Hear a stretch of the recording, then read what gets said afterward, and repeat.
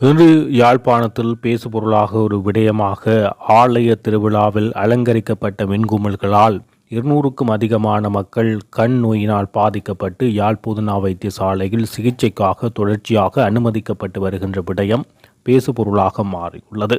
பண்டத்தரிப்பு பிரான்பற்றி கிராமத்தில் உள்ள ஆலயம் ஒன்றில் நேற்றைய தினம் இரவு திருவிழா ஒன்று இடம்பெற்ற போது அங்கு வான வேடிக்கையினால் ஏற்பட்ட புகை மற்றும் அங்கு பொருத்தப்பட்ட மின்குமிழ்களின் அதிகளவான ஒளி காரணமாக பொதுமக்கள் பலர் பாதிப்படைந்துள்ளதாக தகவல்கள் தற்போது பேசுபொருளாக மாறியுள்ளது. இவ்விடயம் தொடர்பாக வைத்தியர் மலரவன் தெரிவிக்கையில் 40 பேர் யாழ் போதனா வைத்தியசாலையில் கண் சிகிச்சை பிரிவில் சிகிச்சை பெற்றுள்ளதாக தெரிவித்தார். தற்போது 200க்கும் அதிகமானவர்கள் சிகிச்சை பெற்றுள்ளமை குறிப்பிடத்தக்கது. இந்த சம்பவங்களில் உயர்தர பரீட்சைக்கு தோற்றும் மாணவர்கள் உள்ளிட்ட பல மாணவர்களும் பாதிக்கப்பட்டுள்ளதாக தெரிவிக்கப்படுகிறது. மாவட்ட செயலாளர் மருதலிங்கம் பிரதீபனும் இந்த கண் பாதிப்பு ஏற்பட்டவர்கள் உடனடியாக யாழ் போதனா வைத்தியசாலையிலும் மானிப்பா வைத்தியசாலையிலும் சிகிச்சைகளை பெற்றுக்கொள்ளுமாறும் உடனடியாக வீடுகளில் இருக்காமல் செல்லுமாறும் அறிவுறுத்தல்கள் வழங்கப்பட்டமை குறிப்பிடத்தக்கது. நேற்றிரவு நடைபெற்ற திருவிழாவின் போது வான வேடிக்கையால் அனர்த்தம் ஏற்பட்டுள்ளதாக தெரிவிக்கப்படுகிறது. இவ்வாறான சம்பவங்களை தவிர்ப்பதற்காக வழிபாட்டு தலங்களில் நிர்வாகங்களுக்கு பலமுறை அறிவுறுத்தல்கள் வழங்கப்பட்டும் அவை பின்பற்றப்படாமல் இருப்பதே காரணம் என அரசாங்க அதிபர் இது தொடர்பாக விசனம் ஒன்றை வெளியிட்டுள்ளார். இவ்விடயம் தொடர்பாக யாழ் போதனா வைத்தியசாலையின் பணிப்பாளர் சத்தியமூர்த்தியும் கருத்து தெரிவித்தார்.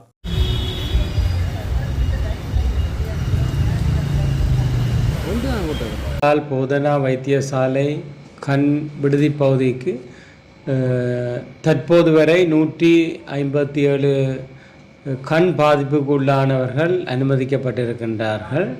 அவர்களில் 58 ஆண்கள், 44 பெண்கள், 55 குழந்தைகள் உட்பட இந்த 157 பேரும் குறித்த விடுதியிலும் புதிதாக இன்னும் 2 விடுதிகள் திறக்கப்பட்டுள்ளன. அங்கே அனுமதிக்கப்பட்டவர்களில் அநேகமானவர்களுக்கு கண்ணில் கடுமையான எரிவு மற்றும் கண்ணை திறப்பதற்கு மிகவும் சிரமப்பட்டு இருப்பதனால் அவர்கள் இந்த வைத்தியசாலைக்கு சிகிச்சைக்காக வந்திருக்கின்றார்கள். மேலும் பலர் வரக்கூடும் என எதிர்பார்க்கப்பட்டு போதிய வசதிகள் வைத்தியசாலையில் செய்யப்பட்டிருக்கின்றது. தற்போது வரை வந்தவர்களுக்கான சிகிச்சை ஆரம்ப கட்டம் செய்யப்பட்டு விடுதிகளிலே அனுமதிக்கப்பட்டிருக்கின்றார்கள். கண் சத்திர சிகிச்சை நிபுணர்கள், வைத்தியர்கள், தாதியர்கள், மேலதிகமான ஊழியர்களும் அந்த பகுதியில் இப்போது கடமையிலே இருக்கின்றார்கள். எமது வைத்தியசாலையில் அனுமதிக்கப்பட்டிருக்கின்ற அனைவருக்கும், அதாவது இந்த கண் வருத்தத்துக்காக அனுமதிக்கப்பட்ட அனைவருக்கும் சிகிச்சை அளிப்பதற்கான கண் மருந்துகள் போதிய அளவில் இருக்கின்றன. இது தவிர அங்கே வந்திருப்பவர்களுக்கு படுக்கை வசதிகளும் உணவும் மற்றும் ஏனைய வசதிகளும் தற்போது வரை செய்யப்பட்டிருக்கின்றது. கண் வைத்திய நிபுணர்களின் ஆலோசனைப்படி இவ்வாறான பாதிப்புள்ளவர்கள் மேலும் அவர்கள் வீடுகளில் இருந்தால் உடனடியாக யாழ் போதனா வைத்தியசாலைக்கு வந்து சிகிச்சை பெறுமாறு அறிவுறுத்தப்படுகின்றார்கள். அவ்வாறானவர்கள் வருகின்ற பட்சத்தில் இரவும் கண் விடுதிகளும் கண் கிளினிக் பகுதிகளும் திறப்பதற்கான ஒழுங்குகள் செய்யப்பட்டிருக்கின்றது. சத்திர சிகிச்சை நிபுணர்களின் பிரகாரம் அநேகமானவர்கள் இன்று மதியம் வரை வந்தவர்கள் இன்று பின்னேரம் அல்லது இரவு வீடு திரும்பக்கூடியதாக இருக்கும். சுமார் 10 விதமானவர்கள் மேலும் ஒரு சில நாட்கள் இருக்க வேண்டி நேரிடலாம் என கூறியிருக்கின்றார்கள். இன்று இவ்வாறு அனுமதிக்கப்பட்டிருப்பவர்களில் தற்பொழுது இடம்பெறுகின்ற உயர்தர பரீட்சைக்கு தோற்றுகின்ற மாணவர்களும் இருக்கின்றார்களா?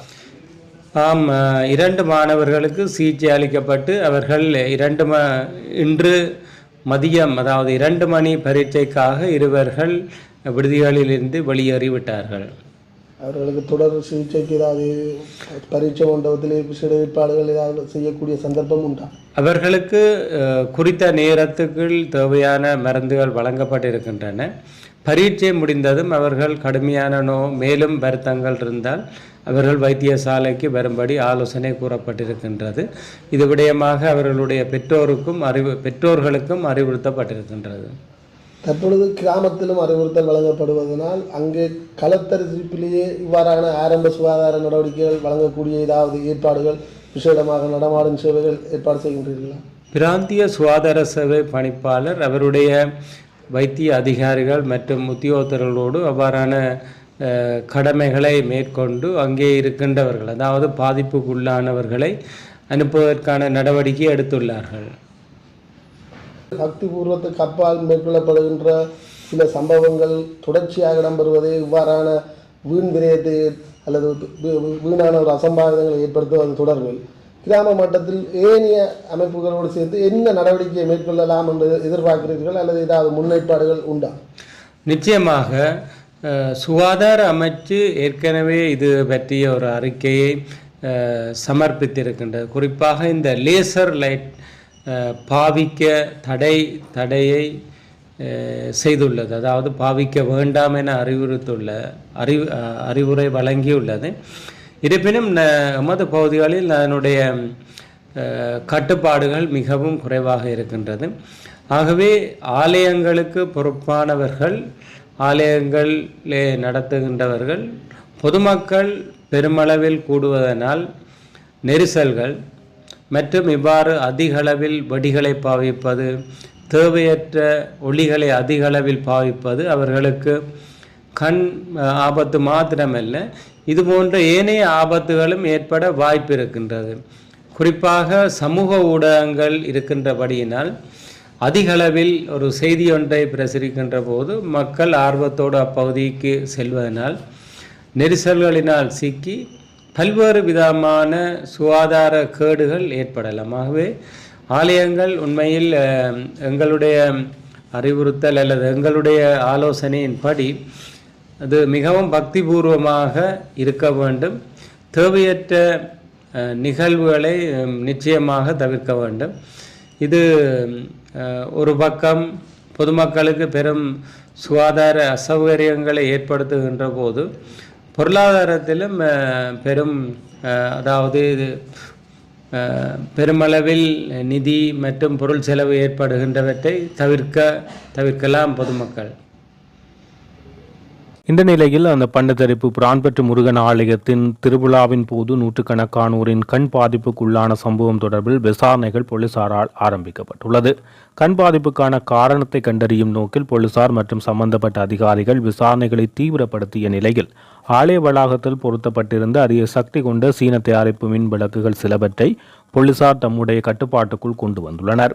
கையகப்படுத்தப்பட்ட மின் விளக்குகள் தற்போது ஆய்வுக்குட்படுத்தப்பட்டு வருவதுடன் அவற்றினுடைய மின்சக்தி அளவு, பயன்பாட்டுத்தன்மை மற்றும் பொதுமக்கள் பயன்பாட்டுக்கு அவை அனுமதிக்கப்பட்டவையா அல்லது தடை செய்யப்பட்டவையா என்பது தொடர்பில் ஆராயப்பட்டு வருகின்றது. மின்விளக்குகள் காரணமாக நூற்றுக்கணக்கான மக்கள் கண்களில் எரிச்சல், பார்வை குறைபாடு உள்ளிட்ட பாதிப்புகளால் தற்போது வைத்தியசாலையில் சிகிச்சை பெற்று வருகின்றமை குறிப்பிடத்தக்கது.